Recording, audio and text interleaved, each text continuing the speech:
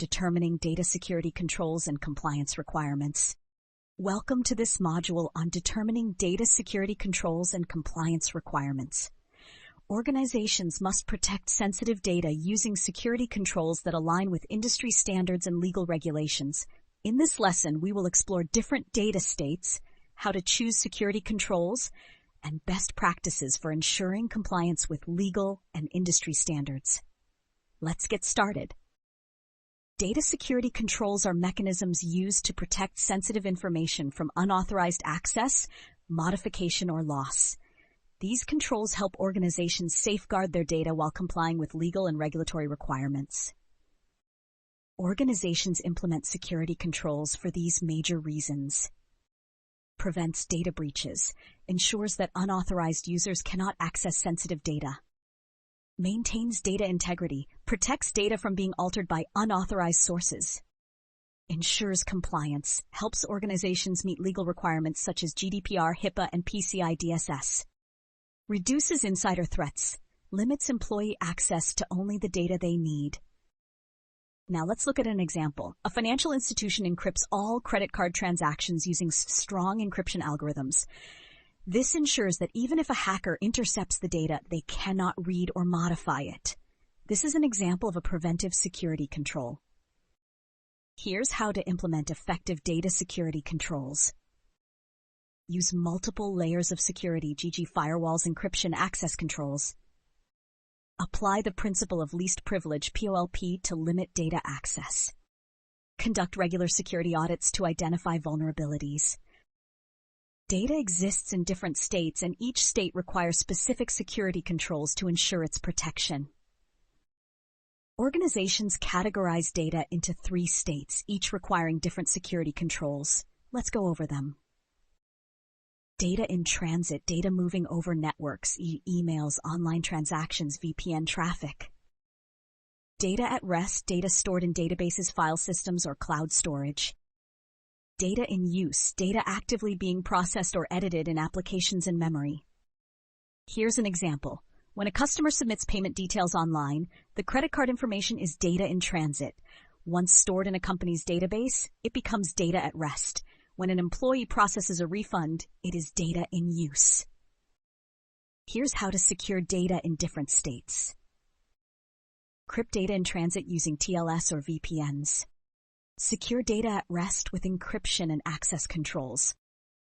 Protect data in use by limiting access and using secure coding practices. Not all security controls apply to every organization. Security teams must customize controls based on business needs, risk levels, and regulatory requirements. Organizations determine the right security controls by considering these factors. Business needs. Security controls should align with business operations and objectives.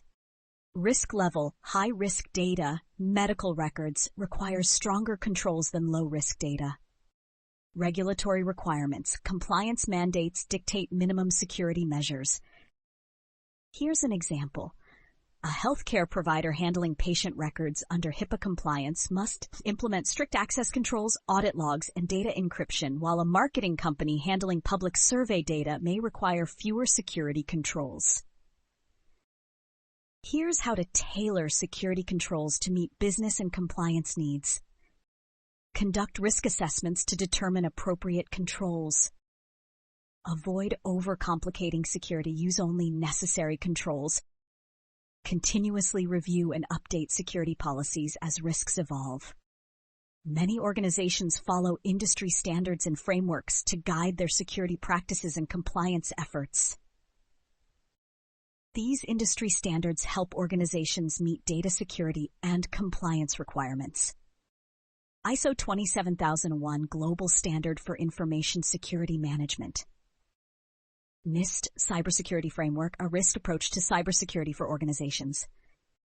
PCI-DSS, security standards for handling credit card transactions. HIPAA, data protection rules for healthcare organizations. GDPR, data privacy regulations for businesses handling EU customer data. Here's an example. An online store processing credit card payments must comply with PCI-DSS, which requires encrypting payment data, restricting employee access, and conducting security audits. Here's how to choose and implement security standards effectively. Select standards based on industry and regulatory requirements. Regularly audit compliance with chosen frameworks. Provide employee training on security standards. Organizations use various technologies to protect data from loss, theft, or unauthorized access. Each method helps organizations secure data in different ways.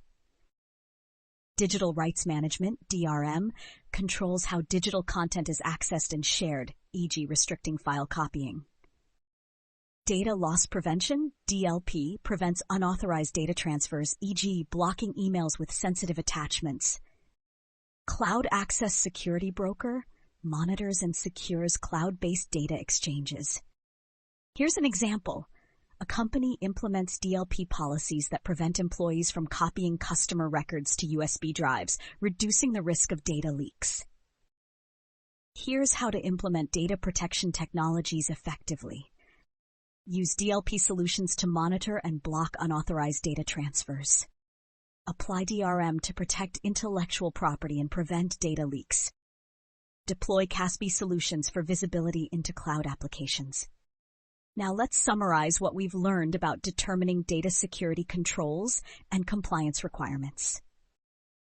Data security controls protect sensitive information from unauthorized access and modification. Data exists in 3 states: transit, at rest, and in use, each requiring different security measures.